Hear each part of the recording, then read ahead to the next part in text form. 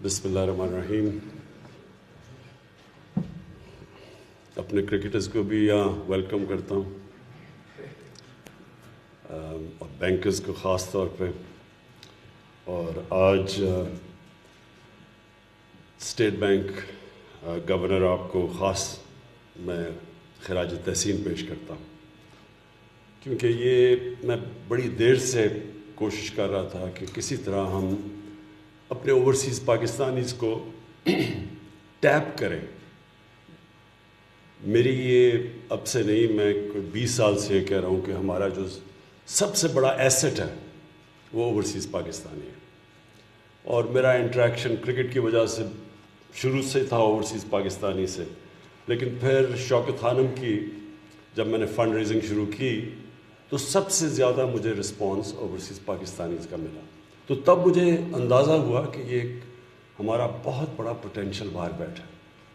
جب سے ہم گورنمنٹ میں آئے ہیں سب سے بڑا پرابلم کرنٹ اکاؤنٹ ڈیفیسٹ، کہ ہمارے پاس جو ڈالرز ملک کے اندر آ رہے ہیں وہ کم تھے اور جو ڈالرز پاکستان سے باہر جا رہے تھے وہ بہت زیادہ تھے. تو بہت بڑا خسارہ تھا، ریکارڈ ڈیفیسٹ تھا کرنٹ اکاؤنٹ کا.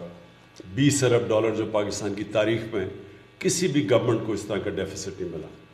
تو اس کا جو بھی بینکرز سمجھتے ہیں اور جو ہمارے اکانومسٹ اور فائنانس منسٹر سب کو پتہ ہے کہ اس کا سب سے بڑا جو امپیکٹ ہوتا ہے وہ کرنسی کے اوپر ہوتا ہے. اور جب کرنسی ڈی ویلیو ہوتی ہے تو جو سب سے بڑا امپیکٹ ہوتا ہے وہ اس ملک کے غریب عوام کے اوپر ہوتا ہے، کیونکہ ہر چیز مہنگی ہو جاتی ہے. تو روپیہ جب گرا تقریباً 107 روپے ڈالر پہ، آج 160 روپے ڈالر پہ گیا، تو جو بھی چیزیں پاکستان سے باہر سے امپورٹ ہوتی تھی، مینلی تیل، جب تیل مہنگا ہوا تو سب چیز مہنگی ہو گئی. ٹرانسپورٹ، بجلی، سب امپیکٹ ہوتی ہے جب تیل کی قیمت اوپر جاتی ہے. اور اس کے علاوہ جو کہ امپورٹس، جو کھانے پینے کی چیزیں، ایڈیبل آئل جو ہم امپورٹ کرتے ہیں وہ ایک تو مہنگا ہوا ڈالر کے مضبوط ہونے سے، روپے گرنے سے، لیکن پھر ویسے بھی یہ کووڈ کی وجہ سے اس کی قیمت اوپر چلے گی. تو گھی مہنگا، پھر دالیں 70% امپورٹ ہوتی ہیں وہ مہنگی.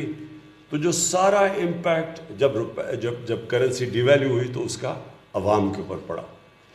اور بڑے ہمارے لوگوں کو ایک بڑا مشکل ٹائم سے گزرے ہیں، اور خاص طور پہ جو تنخواہ دار طبقہ ہے. تو اس سے ہم نے شروع سے ایک چیز ریئلائز کی کہ جب تک ہمارے ریزروز بلڈ اپ نہیں ہوتے فورن کرنسی کے، تو ہمارا جب تک روپیہ مضبوط نہیں ہوتا تو انویسٹمنٹ بھی صحیح معنی میں نہیں آتی.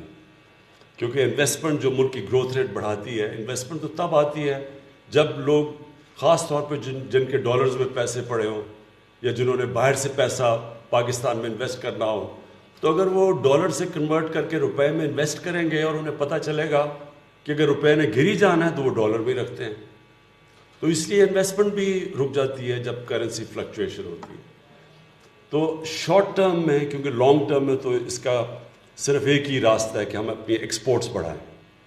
اور مجھے بڑی خوشی ہے اس کی، اور میں خاص طور پہ کامرس منسٹری کو داد دینا چاہتا ہوں کہ ہماری ریکارڈ امپرومنٹ ہوئی ہے ایکسپورٹس کے اندر. اور اس ٹائم کے اوپر ایکسپورٹس بڑھی ہیں جب کہ ساری دنیا میں کرونا کی وجہ سے برے حالات ہیں دنیا کی اکانومیز کے.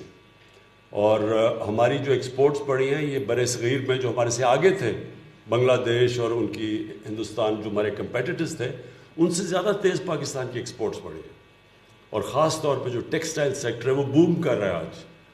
جدھر ایک وقت پہ ٹیکسٹائل ملز بند کر کے اور ریل اسٹیٹ میں لوگ جا رہے تھے، آج نئی ٹیکسٹائل ملز لگ رہی ہیں. آج فیصل آباد، گجرانوالہ، سیالکوٹ میں ٹیکسٹائل فیکٹریوں کے لیے اسکلڈ ورکرز نہیں مل رہے. تو یہ ایک بہت بڑا چینج آیا ہے جس کے اندر ایک کانشیسلی گورنمنٹ نے کوشش کی اپنی ایکسپورٹس بڑھانے کی، روپے کو سٹیبل رکھنے کی. اور روپے کو سٹیبل رکھنے میں یہ جو روشن ڈیجیٹل اکاؤنٹس کا جو انیشیٹو لیا اسٹیٹ بینک نے، میں خاص طور پہ آج اس لیے آپ کو رضا خراج تحسین پیش کرنا چاہتا ہوں کہ میں آتے ساتھ ہی پہلے دن سے شروع ہوا تھا کہ کسی طرح پاکستان اوورسیز پاکستانیز کو ٹیپ کرو، لیکن وہ ہم نئے آئے تھے، اتنی اور چیزیں تھیں، اور صحیح معنی میں ہم نے وہ مارکیٹ بھی نہیں کیا جب ہم نے شروع کیا یہ لیکن ابھی اس میں بہت بڑا پوٹینشل باقی ہے. اور رضا آپ کو یہ جو بھی ہمارے اوورسیز پاکستانیز نے اپنی بڑی سب نے چھوٹی چھوٹی باتیں کی، لیکن ہر نے کوئی نہ کوئی تجویز دی آپ کو، اور یہ آپ کا انٹریکشن بہت ضروری ہے ان کے ساتھ، کیونکہ یہ ہیں جو آپ کے سٹیک ہولڈرز ہیں، اور ان کی جو بھی چھوٹی چھوٹی رکاوٹیں ہوں آپ کے پاس سیل ہونا چاہیے اسٹیٹ بینک پہ، جس کی صرف اس وقت کانسنٹریشن ہونی چاہیے کہ ان کے ہر مسئلہ ان کا حل ہو. اور یہ جو چھوٹی چھوٹی آپ کو تجویزیں دیتے ہیں، اس سے جتنا آپ سہولت پیدا کریں گے اوورسیز پاکستانیز کے لیے، خاص طور پہ جو ہمارے ورکرز ہیں جن کے جو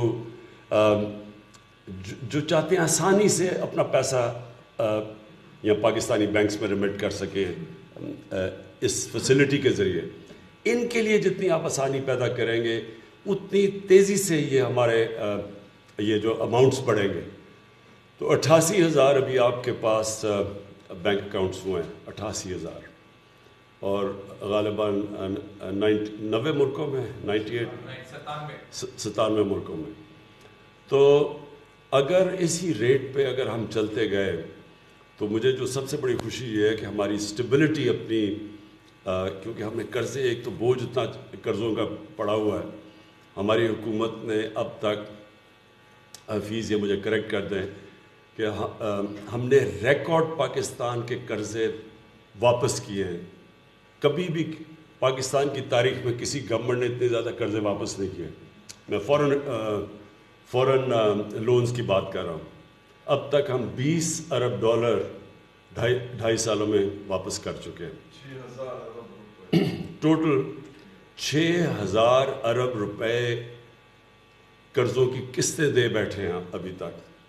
تو یہ بھی ایک میریکل ہے کہ آج اللہ کا شکر ہے کہ گورنمنٹ اتنے بڑے قرضے کے بوجھ کے باوجود سارے جو ہمارے اکنامک انڈیکیٹرز ہیں وہ پازیٹیو ہو گئے. یہ کوئی بھی نہیں ایکسپیکٹ کر. اور اس کے علاوہ کرونا کا چیلنج علیحدہ، جو کرونا سے ڈیوسٹیشن ہوئی ہے دنیا کے اندر. میں دیکھ رہا تھا کہ ہندوستان کی جو اکانومی ہے وہ 10% گری ہے، 10% مائنس میں گئی ہے. انگلینڈ کے اندر ان کو 300 سال میں سب سے زیادہ بڑی ریسیشن آج 300 سال کے بعد اتنی بڑی ریسیشن آئی ہے. اور ہم وہ اللہ کا خاص کرم ہے ہمارے ملک میں کہ اس کے باوجود کہ اتنے چیلنجز تھے، آج پاکستان کی اکانومی ایک پازیٹیو ڈائریکشن کے پر جا رہی ہے.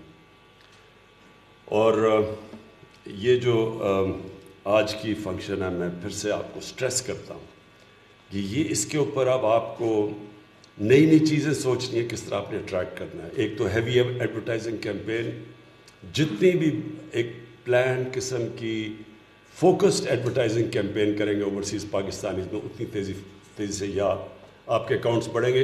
کیونکہ ابھی بھی لوگوں کو پوری طرح اندازہ نہیں ہے اس کا.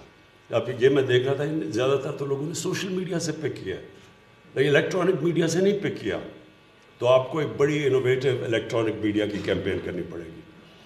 اور میں آخر میں اپنے بینکس کو ایک تو اس کے لیے جو ان کی ابھی تک جو ابھی ایوارڈز بھی دیے ہیں بینکس کو، ایک تو ان کو اس کے اوپر خراج تحسین پیش کرتا ہوں، کیونکہ بڑی بات ہے کہ ہمارے بینکس نے جو ہماری اب ویژن ہے اس ملک کی گروتھ ریٹ کے اوپر، اور یہ جو فیوچر ڈائریکشن ہے جس طرف ہم جا رہے ہیں، اس میں بینکس کا بہت بڑا رول ہے.